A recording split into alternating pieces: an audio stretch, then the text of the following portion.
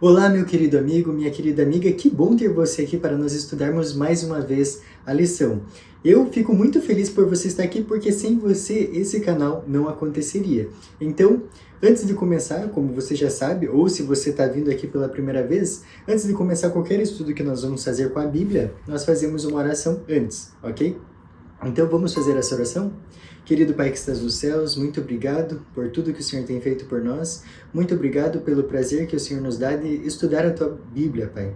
Pedimos que o Senhor esteja conosco neste momento e que ilumine nossos pensamentos para que nós possamos entender o que nós vamos ler. É isso que te pedimos e te agradecemos em nome de Jesus. Amém. Se você é novo por aqui e não sabe o que acontece nesse canal, toda semana nós estudamos uma lição desse livrinho aqui.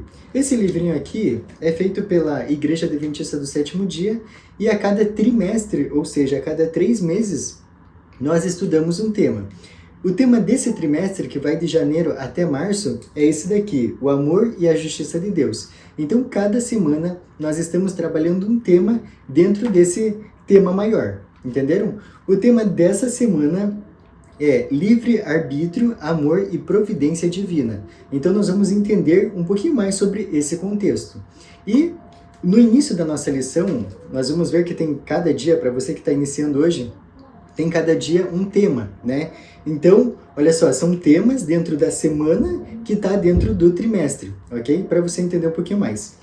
Aqui, sempre nós vamos começar com um verso para memorizar, ok? Então, olha só, nós estimulando a leitura da Bíblia, tá? E não só isso, para você decorar os versos que são muito importantes, né? Principalmente quando a gente está passando por alguma provação, alguma situação difícil, os versos têm a função de lembrar a gente do amor de Deus por nós, ok? Então, essa semana não é diferente. E olha só o verso que tem aqui para nós memorizarmos. Está lá em João 16, versículo 33.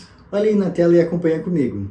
Estas coisas vos tenho dito para que tenhais paz em mim. No mundo passais por aflições, mas tende bom ânimo. Eu venci o mundo. Esse verso nós vamos aprofundar um pouquinho mais para frente, mas olha só como ele é importante. Jesus diz claramente que o mundo não vai ser um mar de rosas, né? A gente vai passar por aflições. Então, se você está passando por alguma aflição, lembre que Deus venceu esse mundo. Então, com a força dele, você também pode vencer, ok? Vamos então para a nossa introdução de sábado?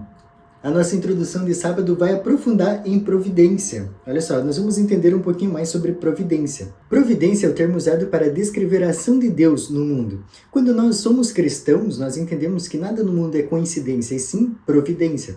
Só que tem alguns cristãos que vão ao extremo desse pensamento, entendendo que Deus ele exerce seu poder para controlar tudo e todos, né? Determinando até quem vai ser salvo e quem vai se perder. Segundo esse ponto de vista, as pessoas não são livres para escolher algo diferente do que Deus determinou para elas. Na verdade, quem defende esse ponto de vista argumenta que até os desejos humanos são controlados por Deus. No entanto, nós vamos ver nesse estudo que Deus não determina tudo o que acontece. Ele concede o livre-arbítrio tanto para os seres humanos quanto para os anjos, para eles todos escolherem o que bem entenderem, mesmo sendo vontades contrárias ao Senhor. A história da queda é um claro exemplo disso, do livre-arbítrio sendo usado de forma equivocada, de forma errada. E o plano da salvação foi instituído para justamente remediar esse mal que começou a acontecer no mundo. Fica então aqui porque na parte de quarta-feira nós vamos entender com profundidade 2 termos que explicam justamente isso que foi a introdução de sábado, ok? Vamos então para a nossa parte de domingo? O título de domingo é Nosso Deus Soberano.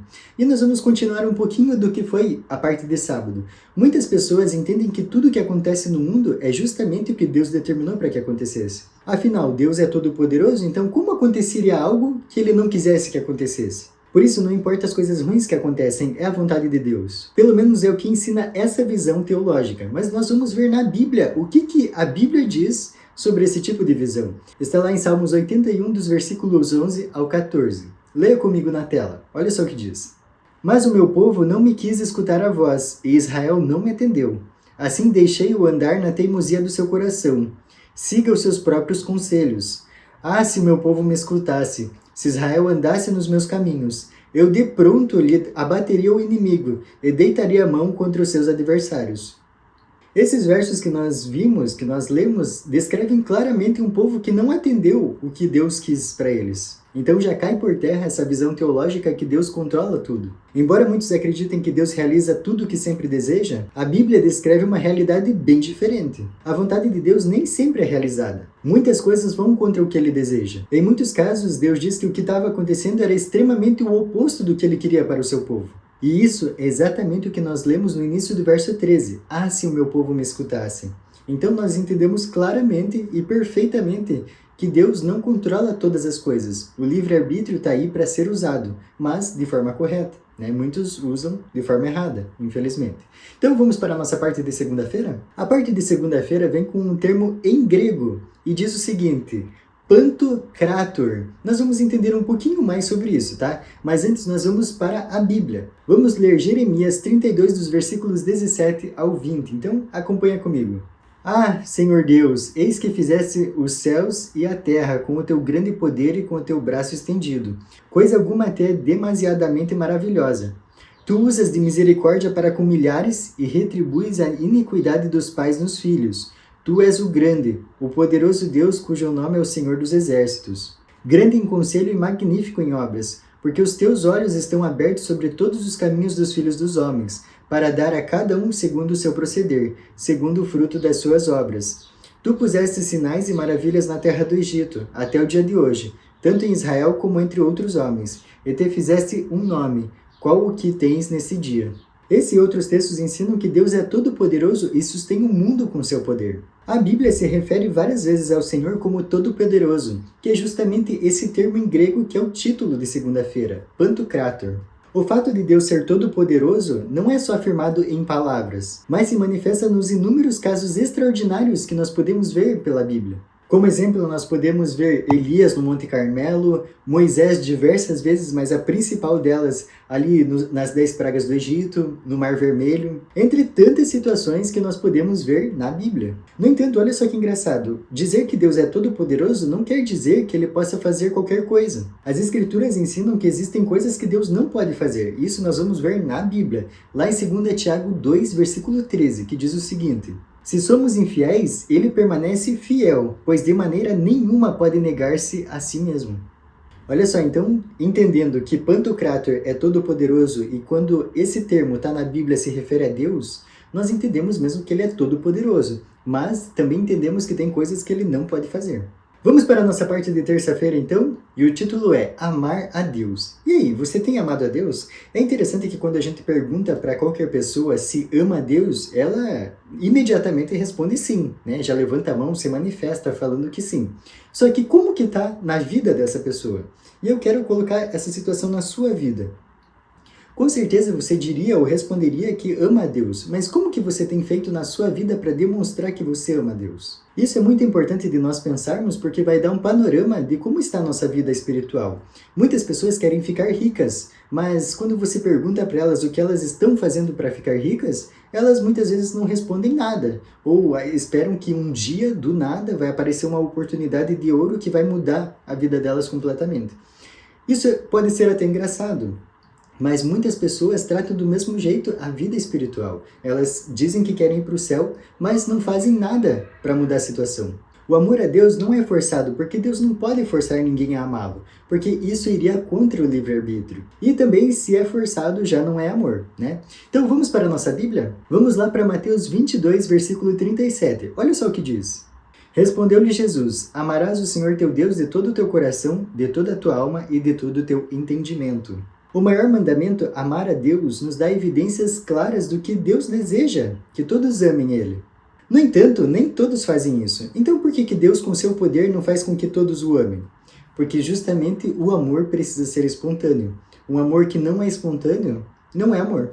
Vamos ver então o que está escrito na Bíblia? Hebreus 6, versículo 17 e 18. Diz assim: por isso Deus, quando quis mostrar mais firmemente aos herdeiros da promessa a imutabilidade do seu propósito, se interpôs com juramento, para que mediante duas coisas imutáveis, nas quais é impossível que Deus minta, forte alento tenhamos nós que já corremos para o refúgio, a fim de lançar mão da esperança proposta. Vocês notaram que ali no meio do versículo diz que é impossível que Deus minta? Isso nos traz uma grande paz e uma grande esperança com relação ao futuro. Mas por quê? Porque se Deus prometeu que vai voltar, Ele vai voltar. porque diz claramente que é impossível que Deus minta. Então, se Ele prometeu, Ele vai cumprir. Diferentemente de nós, seres humanos, que quebramos nossas promessas, Deus cumpre e vai cumprir. Vamos para a nossa parte de quarta-feira, que nós vamos aprender 2 termos que vão elucidar o que nós estamos estudando essa semana. A vontade ideal e a vontade remedial de Deus. Vamos começar lendo Efésios 1, dos versículos 9 até o 11? Olha só o que diz. Desvendando-nos o mistério da sua vontade, segundo o beneplácito que propusera em Cristo, de fazer convergir nele, na dispensação da plenitude dos tempos, todas as coisas, tanto as do céu como as da terra. Nele, digo, no qual fomos também feitos herança, predestinados segundo o propósito daquele que faz todas as coisas, conforme o conselho da sua vontade. O termo grego traduzido como predestinar, nesse texto e em outros da Bíblia, não significa necessariamente que Deus determina algo, ou causa tudo o que acontece. Em vez disso, o termo grego significa apenas decidir previamente. É claro que pode-se decidir algo previamente de forma unilateral, ou de uma forma que leve em conta a livre decisão de outras pessoas. As Escrituras nos ensinam que Deus age de acordo com a segunda opção. Esses versos que nós lemos fazem todo sentido se distinguirmos o que chamamos de vontade ideal e vontade remedial de Deus. A vontade ideal é o que Ele prefere que ocorra, e que ocorreria se todos fizessem o que Ele deseja. Já a vontade remedial, por outro lado, é levando em conta os fatores do ser humano, por exemplo, incluindo as decisões livres das criaturas, que muitas vezes se afastam daquilo que o Senhor prefere. Então, Efésios 1:11 se refere justamente à vontade corretiva de Deus. Está dando para entender bem esse tema? Se você tiver qualquer dúvida, você pode colocar aqui nos comentários, tá? Que eu vou procurar responder de outra forma, ok? Então vamos para a nossa parte de quinta-feira? Cristo venceu o mundo. Você já parou para pensar que se tudo ocorresse da forma que Deus quis desde o princípio, a gente não conheceria o mal? Só viria amor e harmonia. No futuro, o universo será restaurado a essa perfeição. Entretanto, ele está cumprindo a sua vontade e respeitando as livres decisões das pessoas. Vamos explorar então o nosso verso inicial? Está lá em João 16:33 e diz o seguinte: Estas coisas vos tenho dito para que tenhais paz em mim. No mundo passais por aflições, mas tende bom ânimo, eu venci o mundo. Em tempo de sofrimento ou dificuldades, a fé das pessoas pode vacilar por acreditarem, de modo equivocado, que Deus irá poupá-las, ou deverá fazer isso diante do sofrimento desta vida. Contudo, Jesus nos ensina uma verdade muito diferente, alertando seus seguidores que eles passarão por dificuldades e sofrimentos neste mundo, mas podemos ter esperança porque Ele venceu o mundo. O fato de passarmos por sofrimento e privações não quer dizer que é exatamente o que Deus queria como ideal para a nossa vida. Devemos sempre ter em mente o quadro maior, o grande conflito. No entanto, podemos estar bem confiantes de que, embora o mal não seja necessário para promover o bem, Deus pode produzir o bem mesmo a partir de eventos ruins. E se confiarmos no Senhor, Ele pode usar até mesmo as coisas ruins para nos aproximarmos dEle, e para nos levar a ser compassivos e servir os outros. Vamos para a nossa última parte, que é de sexta-feira, e esse texto aqui eu não podia deixar de ler com você. Então, presta atenção na leitura. O plano de nossa redenção não foi um pensamento posterior formulado depois da queda de Adão. Ele foi a revelação do mistério guardado em silêncio nos tempos eternos. Foi um desdobramento dos princípios que, desde os séculos da eternidade, têm sido o fundamento do trono de Deus. Desde o início, Deus e Cristo sabiam da apostasia de Satanás e da queda do ser humano mediante o poder enganador do apóstata. Deus não determinou a existência do pecado, mas previu-a e tomou providências para enfrentar a terrível situação. Seu amor pelo mundo era tão grande que decidiu entregar seu Filho unigênito, para que todo aquele que nele crê não pereça, mas tenha vida eterna. A gente tem que entender bem que Deus não é pego de surpresa, mas aí você pode contra-argumentar. Puxa, então por que ele não evitou o mal? Se ele evitasse o mal, as pessoas iam adorar ele por temor e não por amor. Tudo que ele faz é por amor. Você tem entregado a sua vida diariamente a ele? Entregue a ele nesse momento. Eu espero que essa lição tenha feito você entender um pouquinho mais do amor de Deus por você. E eu te espero na próxima semana. Até mais!